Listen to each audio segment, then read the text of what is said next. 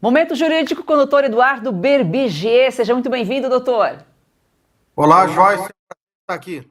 Assunto que repercute no país: a prisão do ex-presidente Fernando Collor, condenado a 8 anos e 10 meses pelos crimes de corrupção e lavagem de dinheiro em um desdobramento da Operação Lava Jato. Doutor, o STF, a Operação Lava Jato não é aquela que o STF anulou processos contra Lula, Léo Pinheiro, Palocci? Pois é, Joyce, pelo jeito os problemas do Brasil estão resolvidos, né?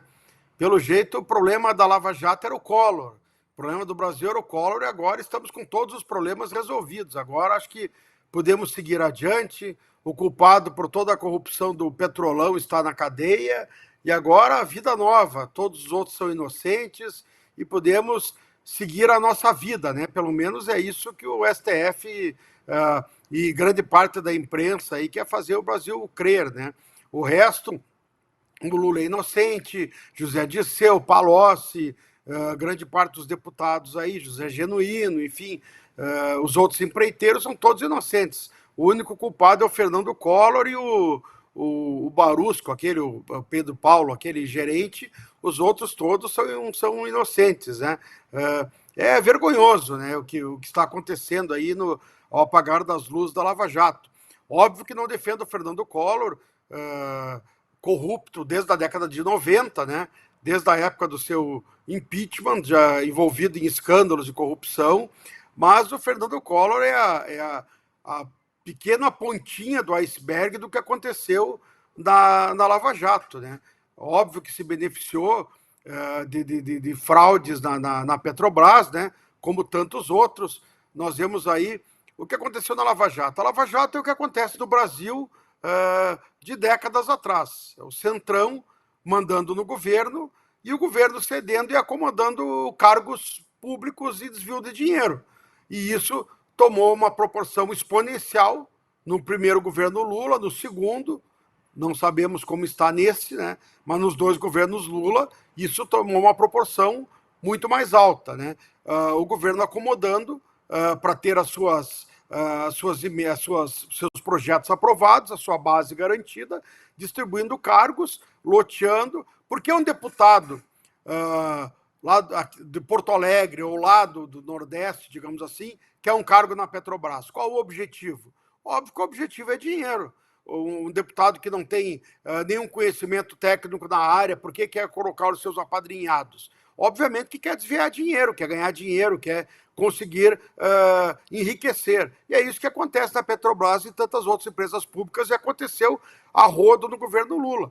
E nós vimos isso. Nós vimos todo aquele show de horrores acabando com a Operação Lava Jato, né, por questões aparentemente técnicas, não vou dizer que não houve erros na operação, claro, mas nós vimos ali muito dois pesos e duas medidas. Agora nós vimos o interesse do ministro Alexandre de Moraes em prosseguir com o processo contra o presidente Jair Bolsonaro, e o Supremo estava sendo cobrado. Nós temos um ex-presidente sendo processado há 10 anos no Supremo, desde 2015, e nós sabemos que o Supremo quer condenar o presidente Jair Bolsonaro antes da eleição, para ter a sua condenação sacramentada antes da eleição, né, para ele, em hipótese alguma, poder disputar um novo mandato, e ficaria muito incômodo para o Supremo ter um processo tramitando contra o ex-presidente Fernando Collor há 10 anos e ter o presidente Bolsonaro condenado em tempo recorde. Então, esse jeitinho político, não, vamos então tirar isso da frente e condenar o presidente Collor, que está aí nos incomodando há 10 anos. Só que vimos aí colunas do UOL e outros meios, a Lava Jato separou o joio do trigo, usando questões que de técnicas não tem nada. O direito é muito subjetivo. Quando um tribunal quer usar argumentos que aparentemente são técnicos, existe justificativa para condenar o Collor e absolver o Lula, por exemplo. Mas a operação é a mesma. E nós sabemos que o Collor é uma consequência do que houve na Lava Jato. Os verdadeiros líderes, os comandantes, o Lula, o José Dirceu, o Palocci, os empreiteiros, os deputados, isso houve provas na Lava Jato. As delações comprovaram isso, os documentos comprovaram isso. Estão soltos, né? Alguns crimes já prescreveram, porque não houve interesse depois no processamento disso em primeira instância e nas outras instâncias, e agora o Collor é condenado, meu Deus. Então, o Brasil está redimido. O grande bandido da Lava Jato, Fernando Collor, não digo que ele não tem que ser condenado, claro que tem, ele desviou dinheiro, se beneficiou, óbvio, tem que estar preso. Ele e tantos outros, né? E outros cometeram crimes com muito mais gravidade do que o Fernando Collor. Não só ele tem que estar preso e tantos outros deveriam estar presos e não mandando no Brasil como estão hoje. Então, é só mais uma página vergonhosa da história do Brasil que mostra que há elementos para prender. Se há elementos para prender o Collor, há elementos para prender tantas outras pessoas que hoje estão, infelizmente, mandando no nosso país, e nós podemos constatar que nós somos marionetes nas mãos aí de um jogo de interesses formado pelo Supremo Tribunal Federal, pelo nosso Congresso e pelo Executivo, e eles fazem o que eles querem. Hoje vamos prender fulano, beltrano e ciclano, porque nós queremos que o Brasil seja governado pela esquerda, então vai ser governado pela esquerda e ponto final. Amanhã cansamos da esquerda porque não seguiram nossos interesses políticos, então derruba o fulano e vamos colocar a direita no poder, e é isso que vale, e manobram. O Supremo decide como quer, não faz o seu papel, que é ser o guardião da Constituição, reescreve a Constituição, legisla, interpreta da maneira como quer, e os ministros não estão lá para isso. Os ministros têm, numa limitação, os ministros têm que se limitar. Eu já falei isso aqui algumas vezes. No Brasil, a lei é a fonte primária do direito. Então, eles estão lá para seguir a lei, para seguir a Constituição. O ministro não diz o direito, como nós já vimos ministros dizerem. Eles seguem a lei, eles seguem a Constituição, gostando ou não. Nós podemos não concordar com a nossa Constituição, mas é o que nós temos. Então, eles precisam seguir as regras. Então, infelizmente, nós vemos muito casuísmo no Brasil. Não gostamos disso, então vamos dar um jeitinho, vamos moldar para a maneira que nos interessa. Então, eu acho lamentável essa questão do Fernando Collor, não por puni-lo, porque ele merece estar na cadeia, realmente, por tudo que ele já, não só pela Lava Jato, mas por todos os desserviços que ele já prestou ao Brasil ao longo de toda a sua vida política. Né? Até um absurdo um cidadão desse ser senador ainda até hoje. Né? Mas, enfim, são as coisas do Brasil, né? E é um absurdo acharem argumentos para punir o Collor e deixarem tantos outros soltos até hoje. Ainda em Brasília, falando também do STF, mas agora um assunto mais voltado diretamente ao agro, o Senado discutiu na semana passada impactos da moratória da soja, que se alastra aí um acordo que foi firmado em 2008, em que as empresas só devem comprar grãos de terras que não sofreram desmatamento. E o Tribunal Federal suspendeu uma liminar de uma lei do Mato Grosso. Doutor, qual o impacto dessa decisão?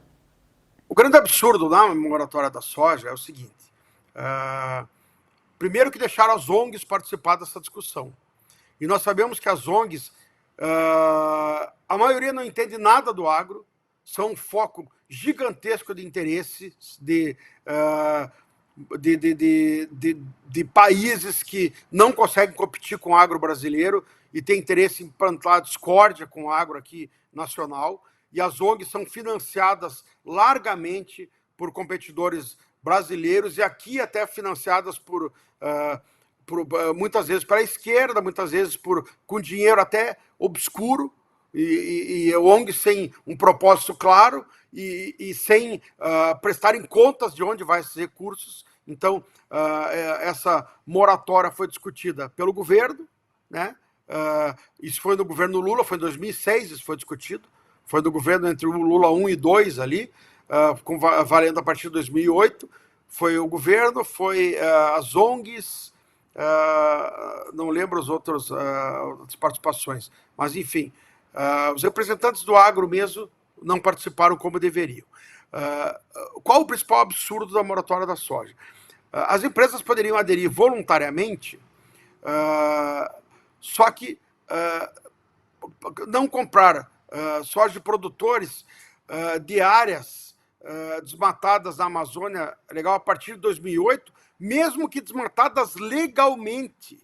Este que é o absurdo. Só que nós temos que pensar o seguinte: os grandes players do mercado, os grandes compradores de soja, os principais compradores do mundo, as grandes trades, hoje, claro, tem chinesas, mas são todos multinacionais. Tem trades brasileiras, claro, hoje no mercado, mas as maiores, tem chinesas. Nós temos que pensar o seguinte: as principais, ADM, Bunge, Cargill e Dreyfus, a ADM, a Bunge e Cargill tem matriz nos Estados Unidos, a Dreyfus é francesa, né? E as outras são chinesas, quer dizer, todas grandes concorrentes do agronegócio brasileiro.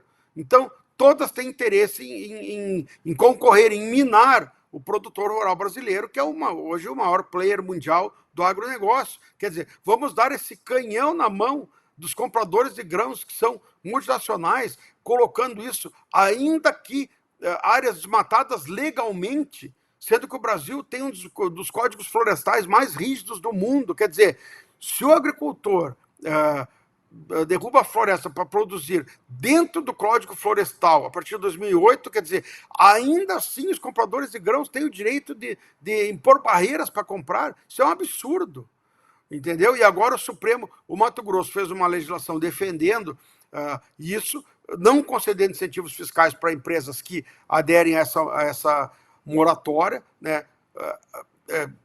Tudo bem que o Supremo pode discutir essa questão, se é legislação federal ou estadual, mas é uma defesa porque o estado do Mato Grosso produz quase 39% da produção dos grãos brasileiros, está defendendo o seu produtor rural.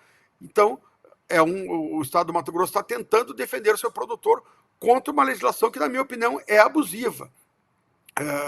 Eu acredito que existe até um conflito entre questão de legislação federal e estadual, nesse caso, na competência, mas tem que se questionar a questão da legislação da moratória, que é vergonhosa. É vergonhosa dar esse poder para os compradores de grãos, para poderem decidir se compram ou não de áreas desmatadas legalmente. Isso é mais uma vergonha, é mais um poder, e deixando que as ONGs participassem dessa legislação e dando esse poder para os compradores internacionais de grãos. Isso é vergonhoso. Eu já disse aqui, o Brasil tem um dos códigos florestais mais rígidos do mundo, e os players mundiais, principalmente os europeus, têm interesse em impor cada vez mais barreiras, porque não tem como competir com o agro brasileiro, que tem largas extensões de terras, tem um clima favorável, tem alta tecnologia. Então, é deixar a esquerda aqui, que tem uma disputa que eu não entendo por quê com o nosso agronegócio. Eu entendo, isso é fomentado pelos partidos, que têm interesse em criar essa disputa do nós contra eles. E é uma disputa burra, é uma disputa besta, porque prejudica o nosso agro e, no final das contas, acaba prejudicando a população brasileira, que vai acabar pagando mais pelo alimento na gôndola do supermercado. É mais uma estupidez fomentada pelos políticos e que a população acaba pagando o preço. Os políticos, essas pessoas que são contra o agro, é simples, só não comer. Doutor, muito obrigada aqui pela sua participação, pelas suas informações. Uma excelente semana para você. Joyce, muito obrigado igualmente. Excelente semana a você e a todos os nossos telespectadores.